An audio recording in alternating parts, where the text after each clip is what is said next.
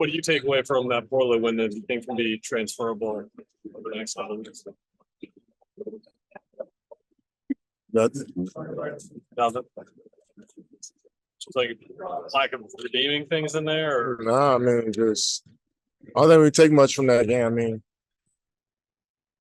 well, if anything, just how to play against the zone. They played the zone the whole game, but try to move on, man, and just build our foundation, regardless of who we play.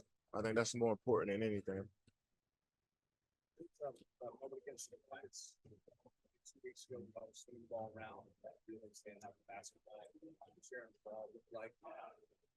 How much have you been able to build on that moment, and how much has that moment I guess building block? I think we made a lot of plays like that throughout the season, and we always emphasize making an extra pass. So as much as we can put good stuff on film, it's good to see what our best look like.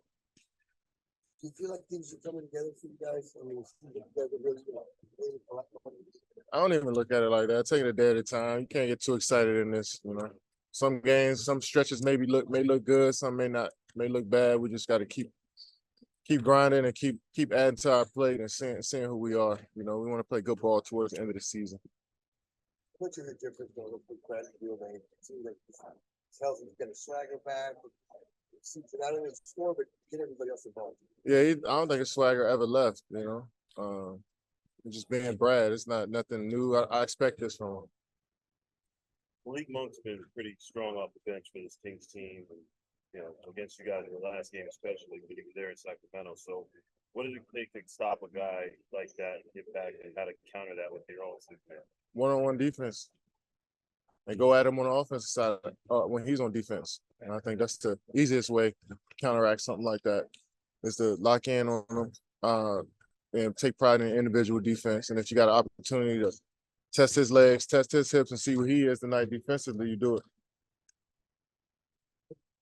Just right now, in terms of after the roast, how are you feeling about the group as I don't even want to assess the team like that. You know, it's not even my job to do. You know, my job to come in and do and play my role as best as I can. You know, and I think we all had that mentality.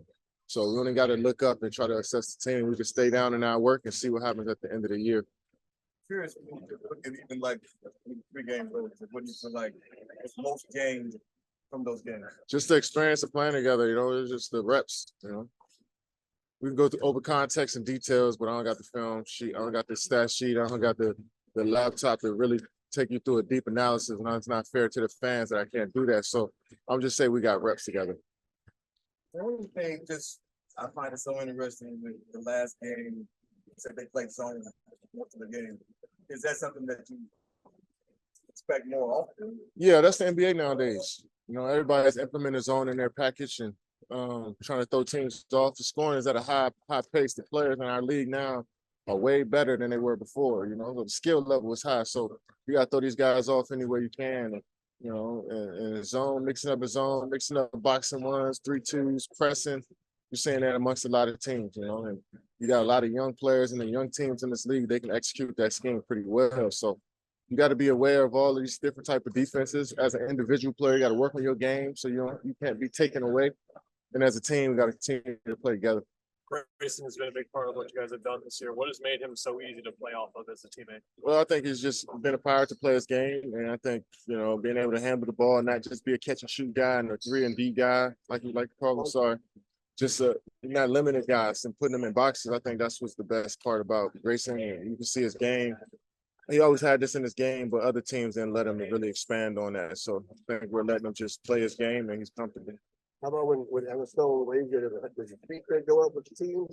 Yeah, it's always good when we get support from our fans, especially the ones who have huge platforms themselves. You know, they spend so much time working on their craft. They get a chance to come watch us play. We really appreciate that, and so glad that she's a fan of the Suns. Did you guys give a hard time about that? Or? Who? Give who? Yeah, Grayson, was he waved that over by?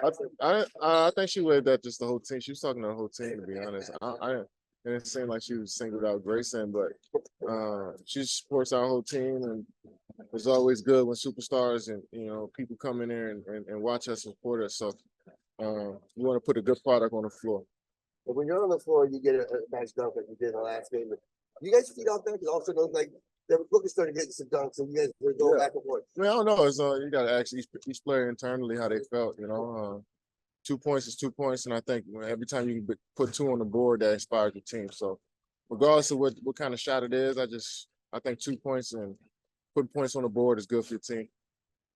Be able to see now that three have been on the floor together and have some continuity. Is there tangible growth that you can see in the field? Yeah. You play well, you win games, it feels good. You make shots. I know what this team's capable of, so I got a high standard for every single person on this group. So a couple games, a nice stretch really don't mean much to me. I want to see us get more and aim for higher. Thanks, guys. One more, but as you playing alongside them, are you noticing them starting to build up some chemistry a little bit? Yeah, for sure. I think they're getting in the flow together. They're getting into a rhythm of like what actions we're getting into when there's 2 of them on the court at a time, like what 2 it is. And then you saw in the LA game some of that action with Brad as a screener, especially when teams try to put a smaller defender on him or like their third best of their defenders out there. Using him as a screener and popper or roller in some of those actions is really dangerous, and I will continue to evolve and get better in that kind of stuff. Over your time in the league, is there any patterns of success you've noticed with instances like this in the schedule when the next 3 weeks you guys are hardly going to be here, especially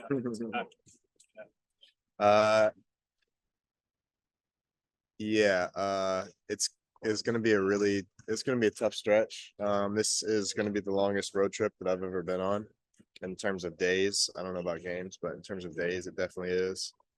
And like traveling that much makes it difficult, but we have really high expectations for ourselves. We are starting to get into a rhythm, into a flow. We're definitely playing our best basketball right now so far this season. So just got to keep improving through that and make this a winning road trip and take care of these couple of games we have at home before that.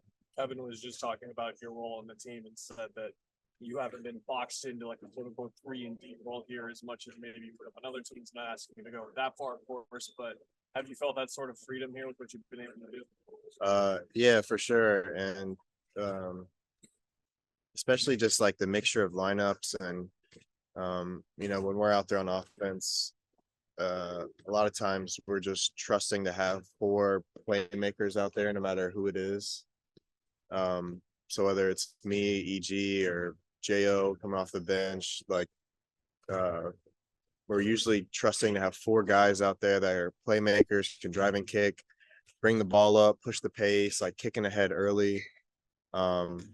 So I think that's allowing me to get to some different stuff, and nobody's asking me to just stand and do one thing or do another thing. So I feel like those guys have a lot of confidence in me to do extra stuff. Like I've gotten in a lot of pick and roll actions with those guys where I'm attacking off when they don't want to switch. So it's been good for me, and it's a lot of fun to play basketball that way.